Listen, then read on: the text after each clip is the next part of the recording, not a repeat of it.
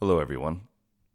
This is the Justin Lassick podcast, and I wanted to record something for Memorial Day.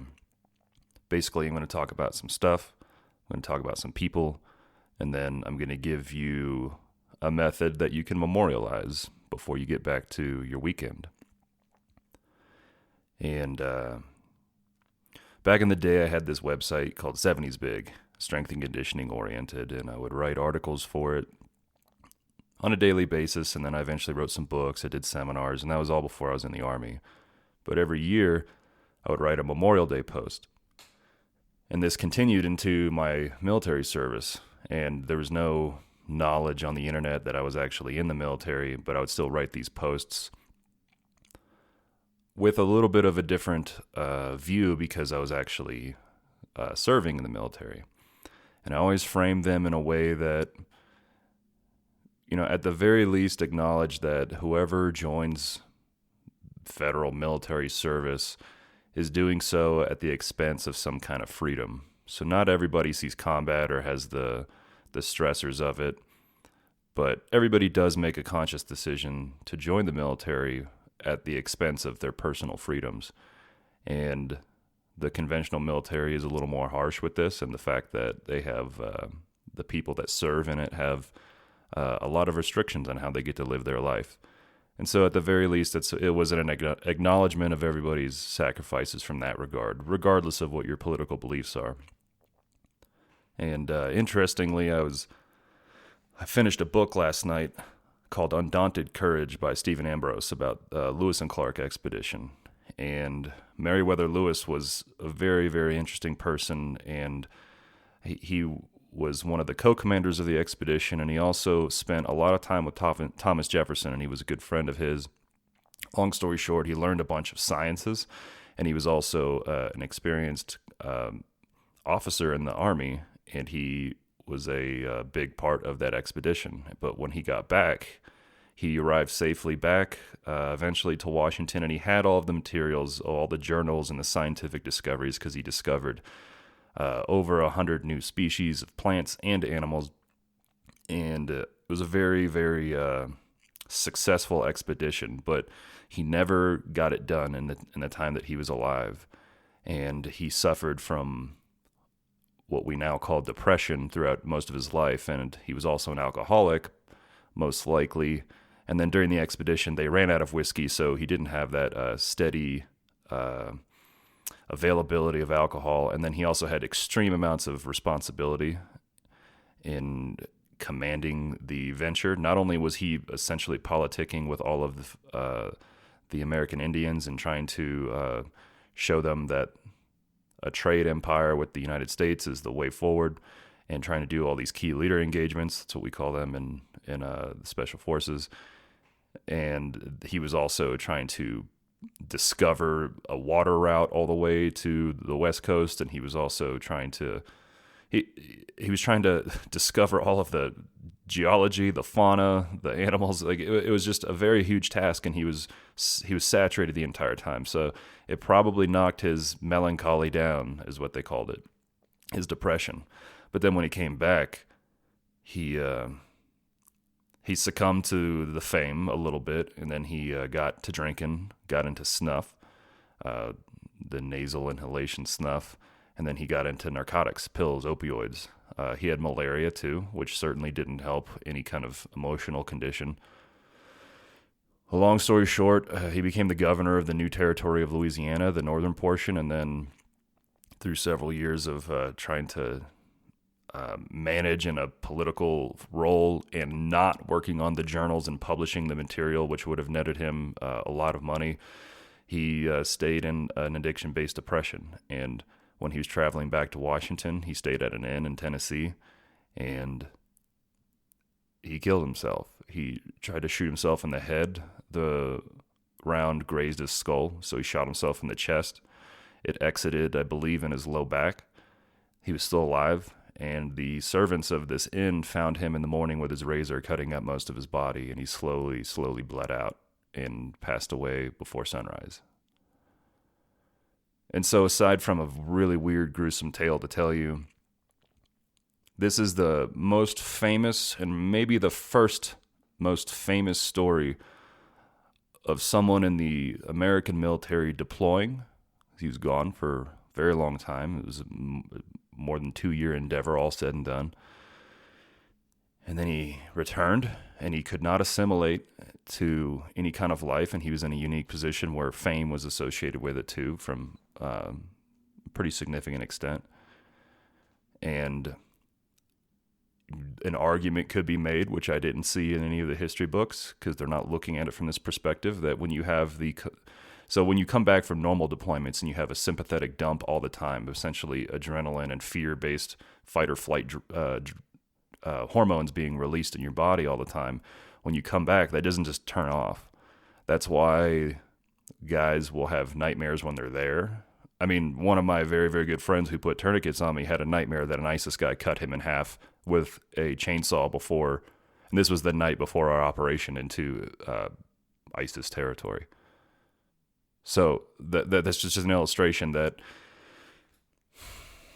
you have these sympathetic nervous system dumps, and those are reflected in sleep with nightmares and kinetic dreams, as some sleep doctors call it. They say kinetic because, no, I'm too tough, I'm not having nightmares. But if you're like kinetic, like every single week, probably multiple times a week, I have dreams where I'm shooting guys in a combat scenario, whether it's like a sci-fi or Afghanistan or something.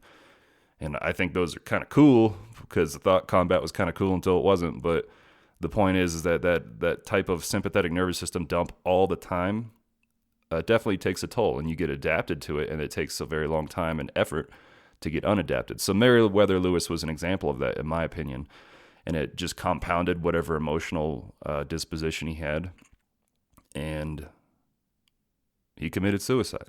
And who knows if that would have happened if his deployment to the Pacific Ocean and back did not happen, but who knows? It just was a weird thing to read and to finish his life story on Memorial Day weekend. And also, I'm planning a little bit of a talk with Joint Trauma System. It's a DoD thing that kind of reviews. They do a review conference call, and they're going to review my case, and I'm going to present to them. So I have the initial file that they sent out with my injuries, and there's pictures of me through different echelons of care early on. So in other words, I'm seeing pictures of my blown up and mutilated body, and it just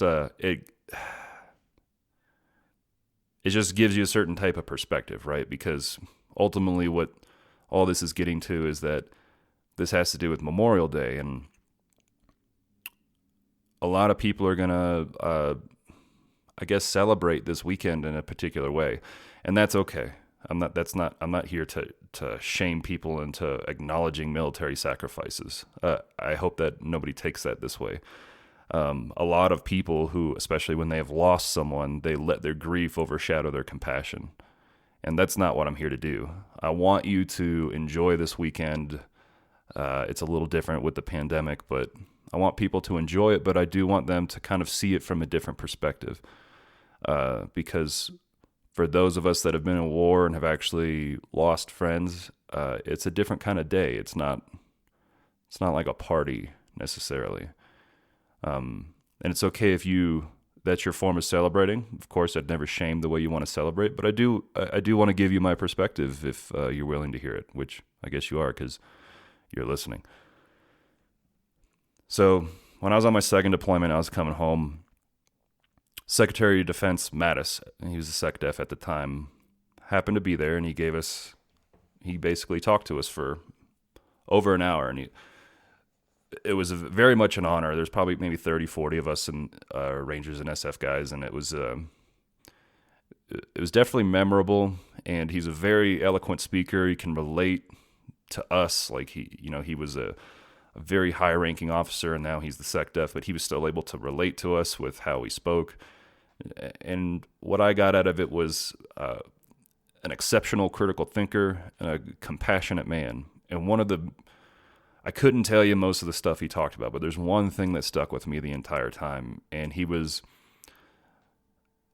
imploring us to go home and instead of becoming bitter or agitated individuals as a result of our experience in war. He encouraged us to try to convert the experience into developing ourselves and becoming more compassionate humans, to have an essence of post-traumatic growth. And I was already on a trajectory of trying to introspect and figure out, to try and process what all that was, like 6 months of interesting, intense combat and near-death experiences. Anyway, it just stuck with me. And so it helped me develop, and it helped initiate a new philosophy and a turning point in my life that culminated in stepping on a bomb. But the point is instead of considering, I think one major take home is that instead of thinking about being different than people who haven't been in war, where I'm just a person, and I would hope everyone doesn't think that I'm trying to be more than that. I'm just a dude trying to learn from stuff and articulate it to you so that you might learn some lessons without having to make the mistakes I have.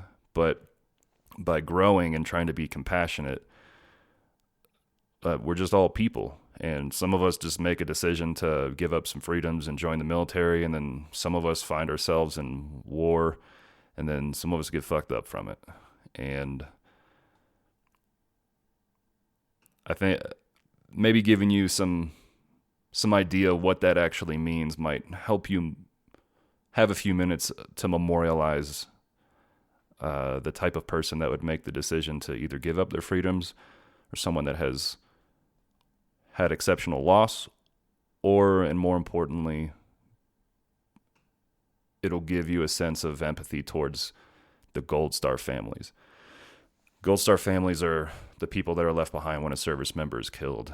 And because right now there are no female Green Berets, that means that husbands and fathers got killed, and then there are wives and children left behind. And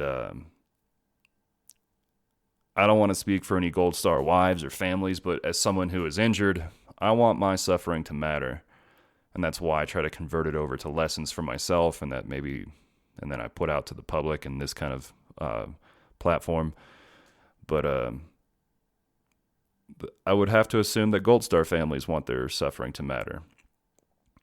And I think we can honor them by remembering their fathers and husbands, and the wives that have died on this type of occasion.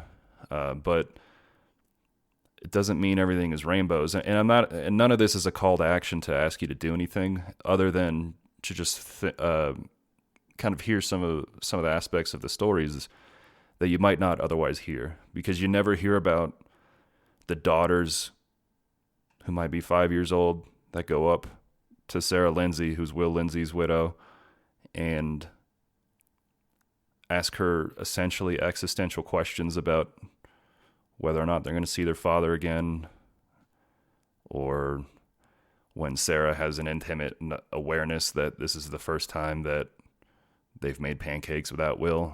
So you never hear about the nights where the girls can't sleep. There's 4 little girls, and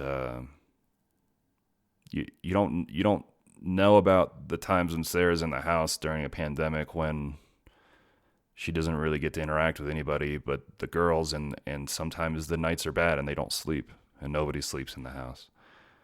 You don't hear about the guys that get addicted to meth or narcotics after being in years of war and then prescribed narcotics for their chronic pain, which is a result of the wars that they've been in.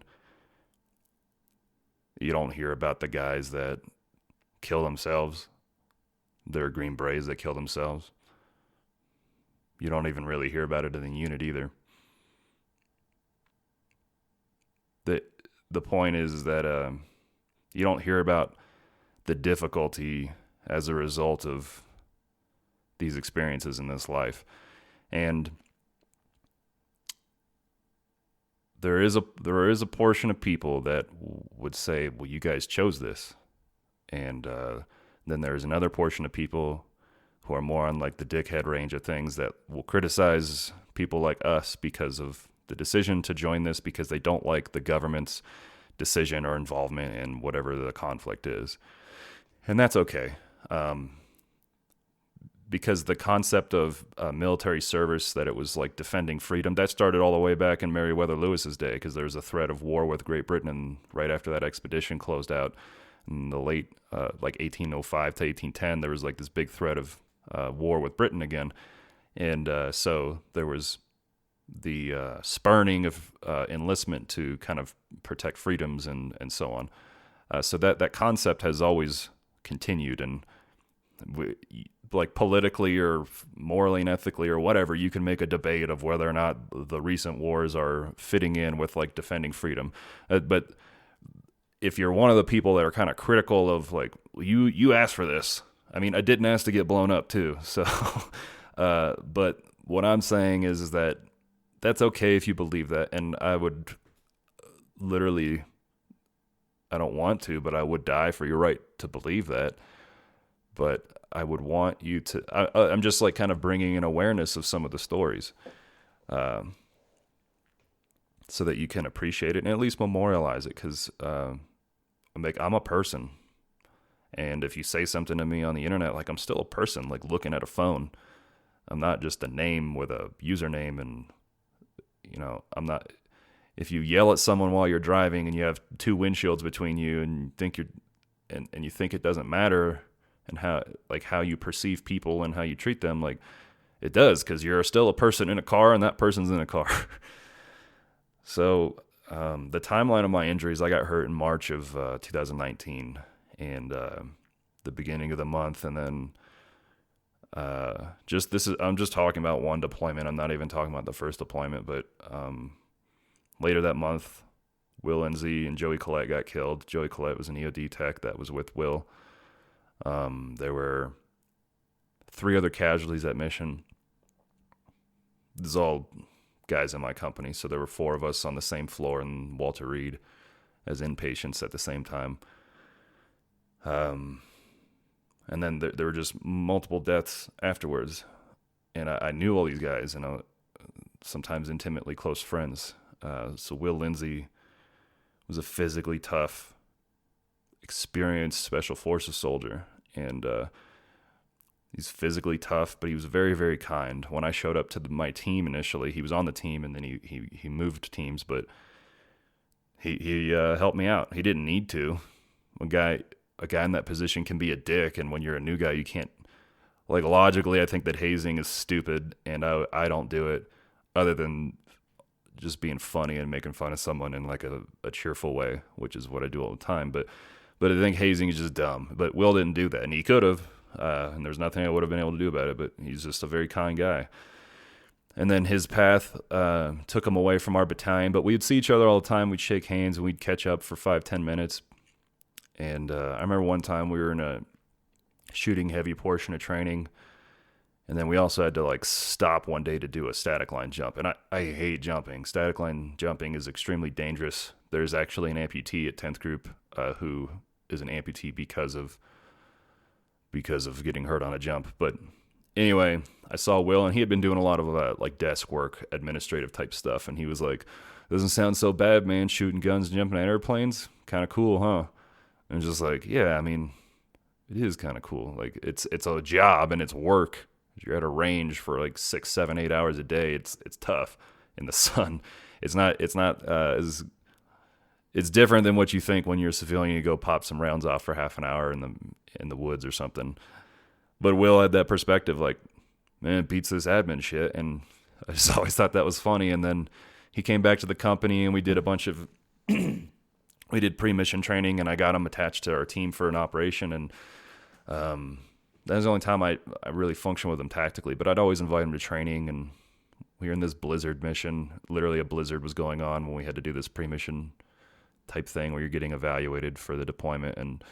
But Will was there. And then I remember we deployed, and the night we deployed, my team sergeant and I were talking to him, and he told us about his little girls. And so a few weeks after I got hurt and he got killed, all I could think about was the 4 little girls.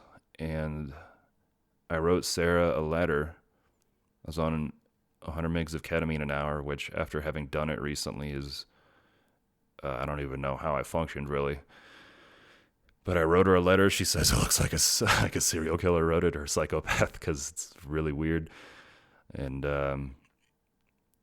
but I felt like I immediately like I knew I needed to do something that would facilitate I don't know, trying to ease whatever they were going to be dealing with and losing Will. And at the time, my friend Matt Randall, he was an officer in the Army, a logistics guy that pushed us supplies on my first deployment when we were out in this outpost in the valley. And he's very, very good at his job. He's out of the Army now, but he started climbing for casualties through the Special Forces Foundation. It was basically raising money for casualties. And it was kind of a catalyst of right after I got hurt, but we kept having more casualties. And so I got involved with the social media stuff to help raise money, and we'll hear a little bit more about that later. But the next guy that passed away, got killed in action, was Mike Riley. And he was a Cephalic instructor, which is this essentially like a CQB, flat range and CQB in a shoot house type stuff. He was an instructor for that, but he was just... That's my only interaction with him, was just hanging out with him a lot during that, because he was one of my primary instructors. And he's just this cool, smooth, laid-back dude who was just very, very professional. He was always ready when he needed to be, and he had done all the work beforehand on his own, to, whether it was kit prep or whatever. So he was always professionally ready, to the point where now he could relax. He'd smoke a cigarette after doing like a run in the shoot house or something, and we just had he was kind of in a mentor relationship, like a teacher role, but still one of the guys. So he would, lightly challenge me of what my methodology was as a medic in a shoot house and everything, and training for real life and stuff. And I told this story in a different podcast, but we were in the shoot house, and he was the number one man stacked on a door, and we had a hallway to go to into another room. And by the way, don't do this. I'm not recommending anybody does this or try it out if you're in the CRIF or anything. But he was very familiar with his gear, and he pulled out a flashbang, pulled the pin, and he manipulated his weapon on the barrel while holding it, and still doing all of the functions that you would as a number one man to move with CQB tactical awareness to the next door down the hallway. And then he knew he was going to be the number one man into the next room. That's why he did this. And then he, threw the banger in the room, and then we cleared the room. But it's just something that you normally wouldn't do. And he just did it. And it was so smooth and cool that he was like, yeah, you like that? And, apparently he had a pistol kill like on a previous deployment. That's just not common stuff.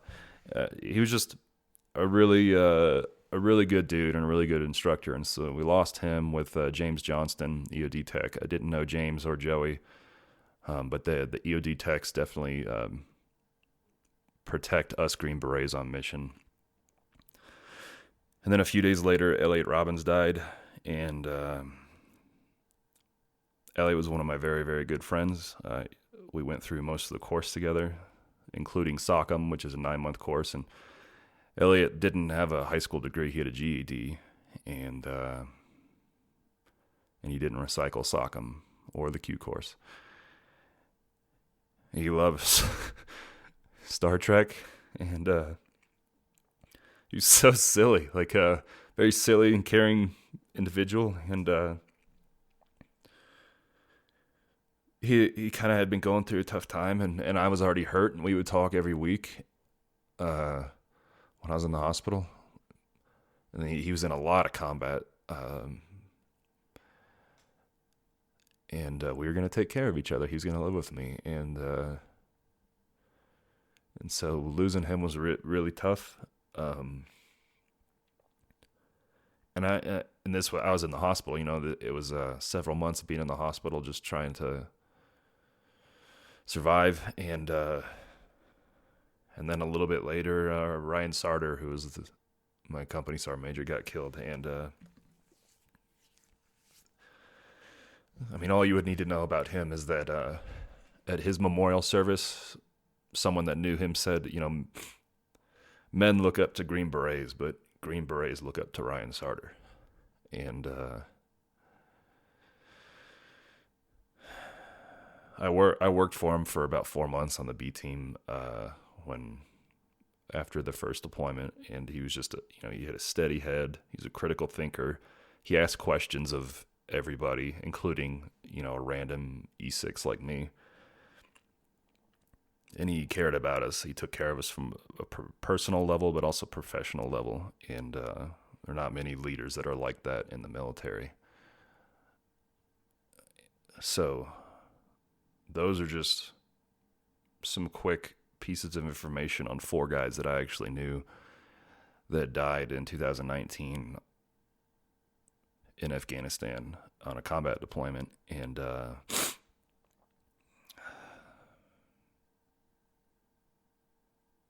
those are just some stories, but Will has Sarah and 4 little girls that are left behind, and Ryan has a wife and 3 kids. And also those of us that were friends with these guys have the memory of who they were, and so we can memorialize them in our own way, but we also have the challenge of dealing with the fact that they're gone. And that's on top of whatever I'm dealing with, which is not a pity party for me, but may not have kids, don't have legs, and that kind of stuff. But the emotional challenge is much, much more difficult than the physical challenge along the way. And so I guess the point is you just hear a little bit about what we go through and why this weekend might be different for us. And I say us, but it just means that those of us that have like the emotional scars of war and being in it and losing people. And so we can honor the memory of these people by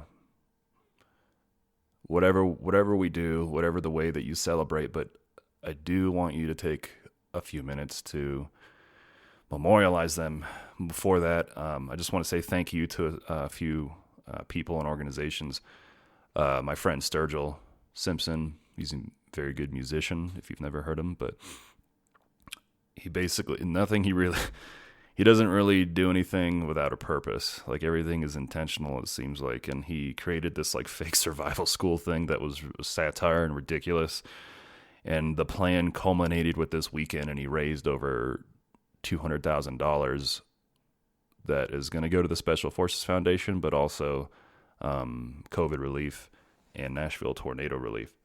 So my point is that he did this long, drawn-out thing of he does not like social media, but he played the game in a way that developed a following enough so that he could raise money. And he also is responsible for a lot of money going to the Special Forces Foundation. Last fall, he did a little mini tour when Sound and Fury, the new record, came out, and then we were on an arena tour until COVID shut it down, and we did 12 locations, and I was on both of those tours and spoke at the beginning of the shows, and so I'm incredibly grateful for him as a friend, more importantly, because he's someone that I care about a lot, but he's contributed a lot of money to the foundation, so thanks, dude. And then Sornex is doing a little thing this weekend where they're donating some of the merchandise sales to the foundation. And then, of course, if you want to find out more about Special Forces Foundation, specialforcesfoundation.org. There's no obligation to give to it. That's not the point of this message today. The point of today is to kind of give you some background on how, just trying to maybe give you a perspective so that you can kind of see what that perspective is from someone that was blown up and almost died in war and lost some friends, and why I might memorialize them a little different than I might have before all this. So thank you for listening. And in the military, at least with 10th Special Forces Group, when we have a memorial service, there's a moment where someone calls out a roll call and we do it in this church, this cathedral on post, and someone calls out the names of people in the room that might have some rank, or as people that might have known the person we're memorializing. So they might be like, Staff Sergeant Justin Lassick, and then I would be like, here's our major, and they do that for a few guys, and then they'll say Sergeant First Class Will Lindsay, and they'll repeat that name with nobody replying because he's not present at roll call. And then they'll say, such and such KAA, where they were and the date. And then Amazing Grace plays on bagpipes. There's actually a guy that plays it in person. And so what you can do is listen to it right now and just give a few minutes to consideration of the sacrifices that people might make when they swear an oath to the Constitution, and then also when they are asked to go to war, and then they do that dutifully, and then there is a consequence to it. And there are people that are left behind that are scarred physically and emotionally from it. And that's what we think about on Memorial Day. Thank you very much.